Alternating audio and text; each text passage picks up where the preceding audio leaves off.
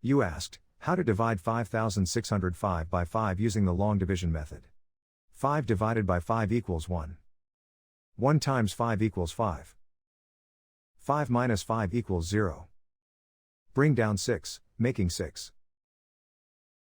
6 divided by 5 equals 1. 1 times 5 equals 5. 6 minus 5 equals 1.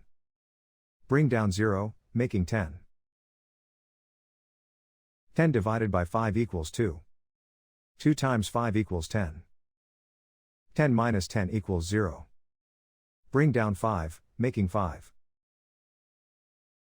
5 divided by 5 equals 1. 1 times 5 equals 5. 5 minus 5 equals 0. The remainder is 0. The final result is 1121.